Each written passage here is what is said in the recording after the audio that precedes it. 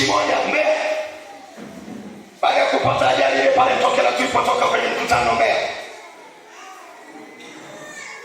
Ile ajali ilikuwa imepangwa na ilikuwa imekusudia kutuangamiza wote 13 tuliokuwa kwenye gari pale pale. Tumishi moja wa Mungu akasema, baba,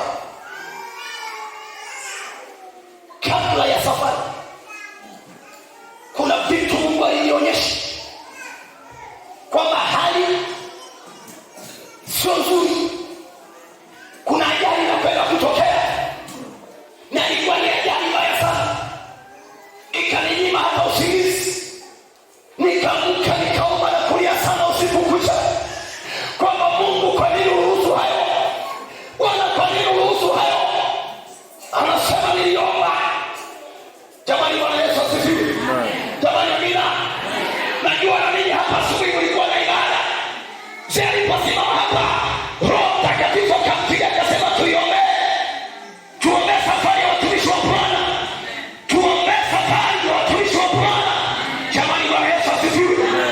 Mungu akatuma malaika wake wakatuokoa na ile ajali. Lakini ile ajali imepangwa itusage pale pale. Lakini kwa nini tumetoka salama? Kwa sababu Bwana ametuita na Bwana ametupenda na anakuhitaji. Tunahitaji ndani ya Yesu Kristo. Na mimi namwambia shetani bado sana. Namwambia shetani na mawakala wake bado sana.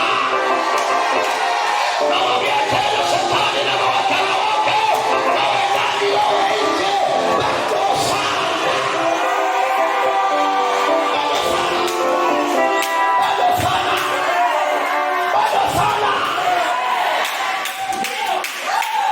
Yule mlikuwa pamoja kwenye kambi la kina mama, nilipopewa kipindi nikasema watu wakienda mna pepo na maneno sana. Yaani pepo na wanakienda ni maneno sana.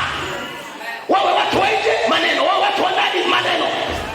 Kwa hiyo watu wa nje wamepagawa, watu wako ndani tunadhani tuko pamoja na wenyewe wamepagawa. Ile roho lazima ikatae. Na mimi nasema watu wakienda na ninyi msio watu wakienda, lakini sio mko ndani ya jela. Yaani nakwambia, unajua chuma huloa nini? Jamani, chuma huloa nini? Chuma huloa chuma. Sawa? Chuma huloa nini? Chuma huloa chuma. Hata ukichukua chuma ambacho hakina moto ukakitumbukiza kwenye makaa ya moto, kinageuka kwa nini? Sasa watu wakitoka Tabora wakija Kyela na wao, wakitoka Mwanza wakija Kyela, wakitoka Kigoma wakija Kyela, wakitoka Mbeya wakija Kyela, wakitoka Iringa wakija Kyela, wakitoka kule Tukuyu wakiingia Kyela. Maana watu wa Kyela na watu wa Tukuyu ni vitu viwili tofauti. Watu wa Tukuyu, wenye Kiusa wa Tukuyu hawana maneno. Ila wenye Kiusa wa Kyela ni watu wa maneno sana. Kwani nasema uongo? Kwani nasema uongo? Mimi si nimekaa na ninyi miaka zaidi ya 20. Sasa mtu aliyekaa na ninyi zaidi ya miaka 20, huyo mtu hawajui. Sijajifunza mengi kutoka kwenu. Ninawaelewa kuliko mnavyojielewa. Ninawafahamu kuliko mnavyojifahamu. Ninawatambua kuliko mnavyojitambua. Pepo linalotawala Kyela ni maneno.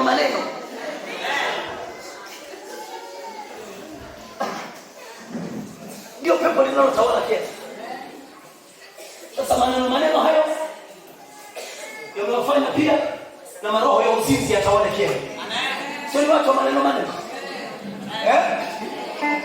Wanapenda tunende tukutafuta habari.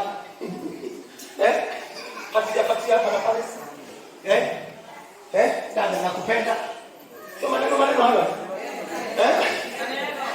nakupenda, sio maneno ya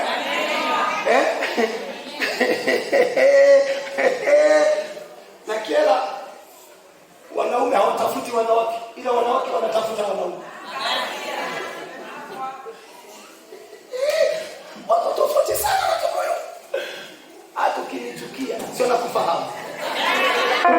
Kwani mimi ni mgeni na wewe mtu wa kiela? Mimi nataka upate dawa. Biblia inasema Musifa. Hebu tusome Warumi 12 mstari wa kwanza mpaka wa pili wa tatu. Hebu naomba tusome Warumi. Kuishi ndani ya imani. Niko ndani ya kuishi ndani ya imani. Ili soma tatembea nao kidogo hata nitakaporudi. Bwana kinipa neema na kibali cha kwenda safari. Nikirudi narudi hapo. Mpaka kieleweke, mpaka tupongole yale machitukizi yote yanayodhoofisha mazao. Amen. Nyanya usipoipogolea haizai. Wakulima wa kahawa mko wapi? Mnaofahamu kilimo cha kahawa? Kahawa usipoipogolea haizai. Wakulima wa migomba, kilimo wa migomba mko wapi? Migomba nayo usipoipogolea kule ukaiacha migomba 200 kwenye shina moja itazaa vizuri. Ndio maana wataalamu wa migomba wanasema chini ya mgomba kwa kiwango cha juu acha migomba 4-5. Sawa? 4-5 ndani ya shamba.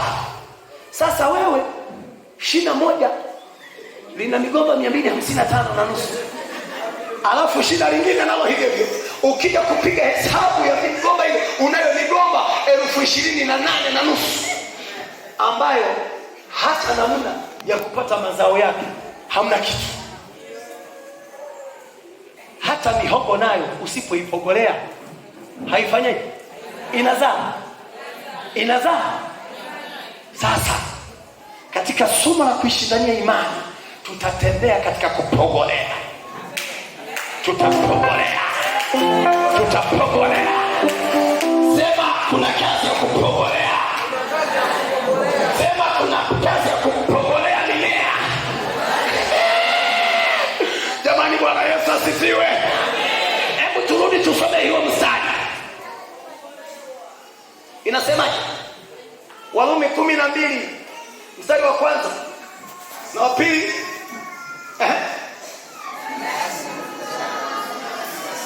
Naomba tusome wote kwa pamoja.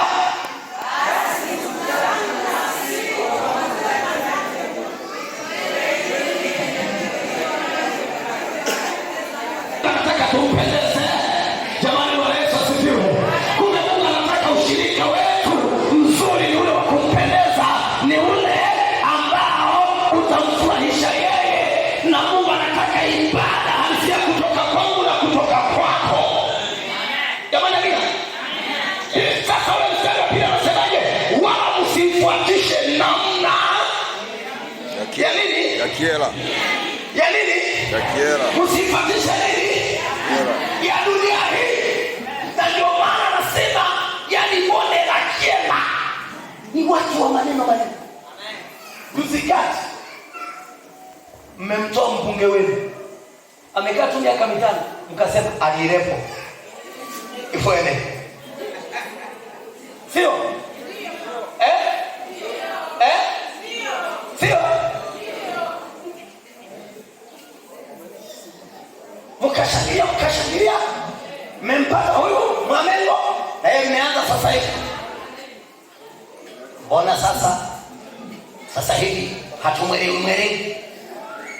Mbona mambo ambayo anapenda naye sio vile alivyokuwa anasema kwenye kampeni kwamba atafanya hivi, itafanya hivi. Watu ofisi mko hapa. Jamani, Bwana Yesu asifiwe. Jamani, Bwana Yesu asifiwe.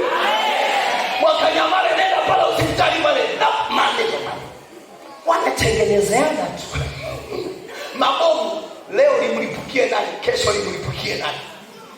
Maneno yani ukweli nikwambie, ni maneno, ni siasa tu, maneno. Mtu akivaa nguo mpya analinga, amenunua tu kiatu kipya analinga.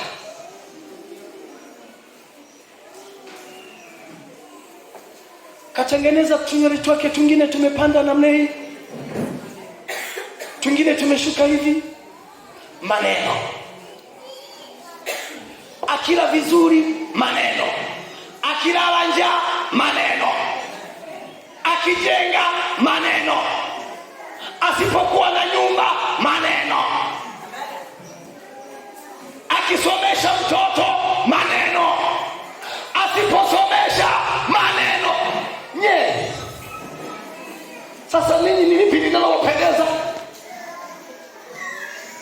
Watu wa Kyela, pongeni mikono yenu juu. Nataka hilo pepo tulikomalie kweli kweli, lazima litoke. Ndani lazima litoke, na litatoka kwa jina la Yesu. Amina. Jamani, amina. Lazima mtu akitoka huko nje, akija hapa apate utofauti kati ya huko alikokuwa na hapa alipoingia. Awakute watu wamebadilika, akute mama wamebadilika, vijana wamebadilika, wazee wamebadilika, mapito wamebadilika. Sio alivyotoka kule anakuja hapa, napo mnaanza kumsengenya. Kule alikuwa anakaliwa vijiwe, walikuwa wametengeneza viringe vya kumkalia. Na hapa amekuja anasema nimeingia kwenye usalama, na penyewe nakutana na viringe. Huyu mtu tutakuwa naye au tutamfukuzia mbali? Huyu mtu atakaa au ataondoka? Kwa sababu gani? Ya pepo la nini? La pepo la nini? Hilo tunalipogoa lote. Hiki kipindi ni kipindi cha utakaso, ni kipindi cha matengenezo kweli kweli. Jamani, Bwana Yesu asifiwe. Biblia inasema maneno yenu kama ndio yawe, na kama sio yawe. Sasa ukichukua habari tayari unaanza kuitengeneza kana kama unaijua mwanzo mwisho.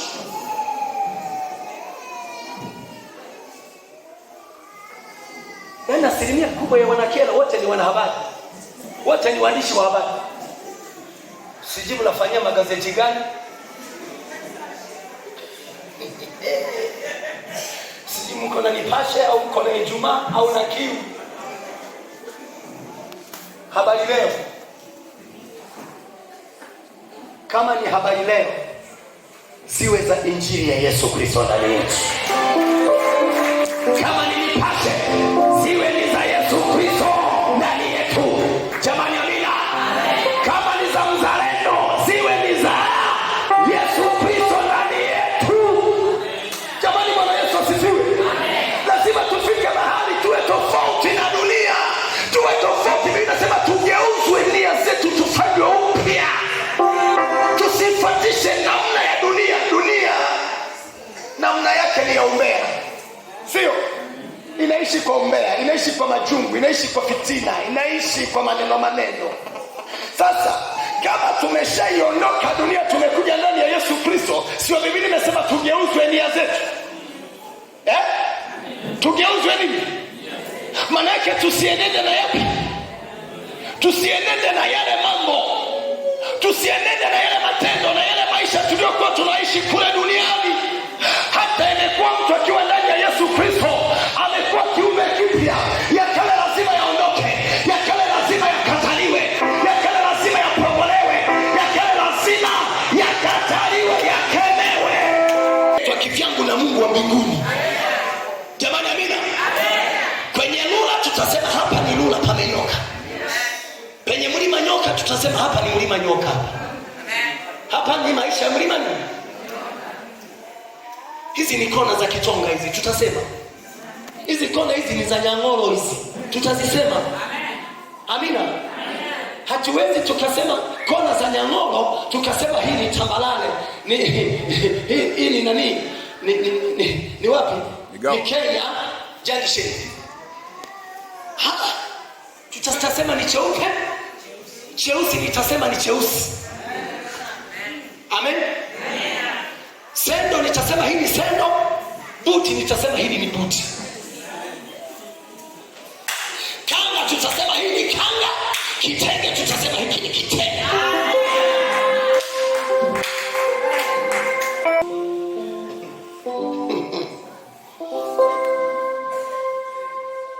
Ninaomba wanaojua kushika vizuri, hebu njoo hapa, mshike vizuri, mnyoshe vizuri. Asante mama, tena mgeni wetu. Maana tumekuja.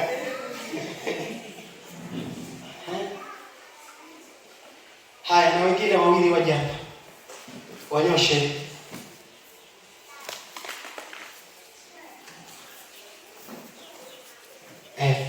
Huko.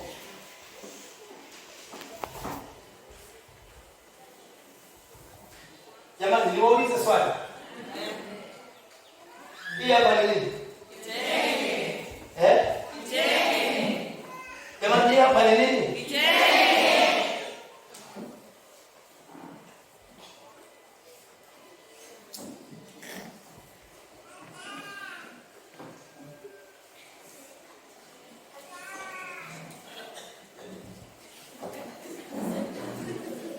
Watu wawili njia.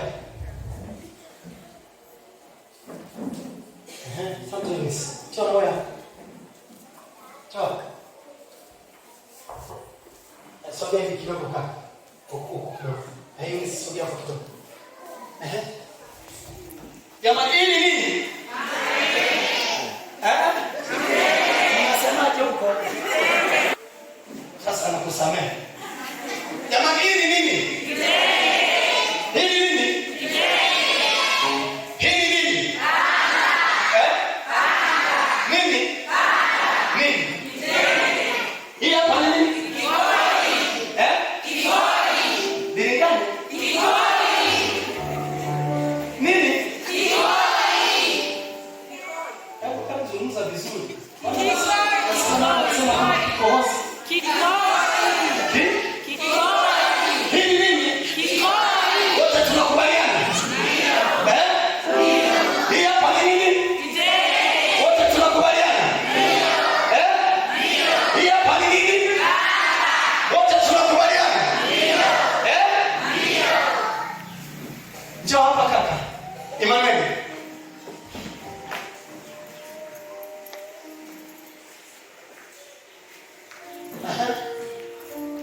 Tumala siku njoo.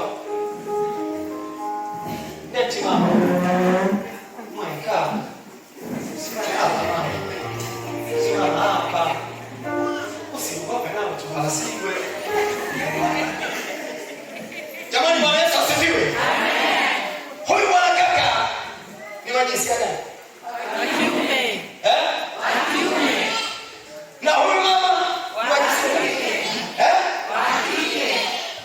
Huyu hapa inaweza ikabadilika akachukua nafasi ya huyu, na huyu hapa inaweza ikabadilika akachukua nafasi ya huyu hapa. Unapojua wewe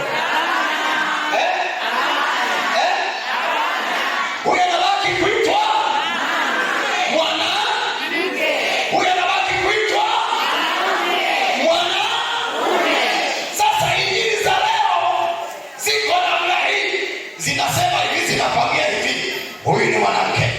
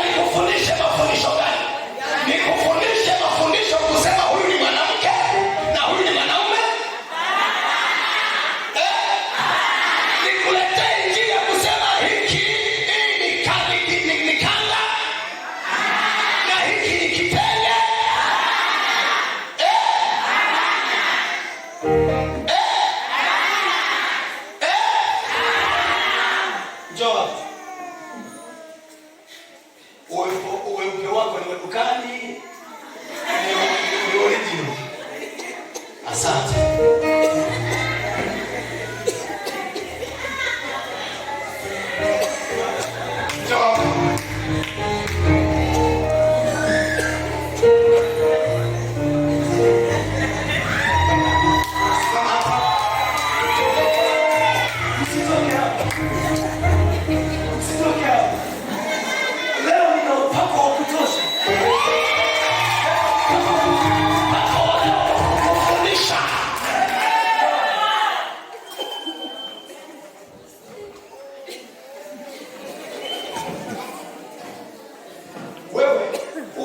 Wako ni wa dukani au mbona mmecheka? Kuna wausi wa dukani sio umeanza kutuzingua.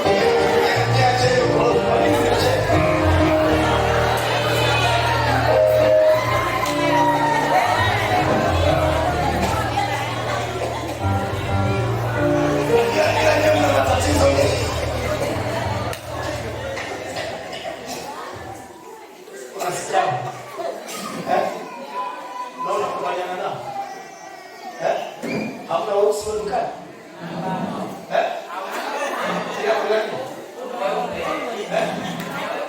Kwa nini?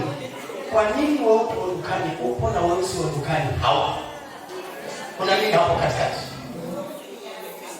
Weusi ni asili ya mtu. Kwani weupe sio asili ya mtu? Umesikia swali hili? Weusi. Kama wanapenda weusi, weusi ungekuwepo ungekuwa unauzwa. Lakini watu wanapenda weupe, ndio maana weupe unauzwa. Kwa hiyo tuseme sisi tunapenda kuwa wazungu, wazungu hawapendi kuwa Waafrika. Ndio.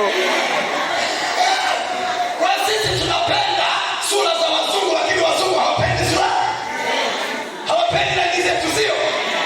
Sasa hii akili ni matope. Matope. Waswahili tunasema kipe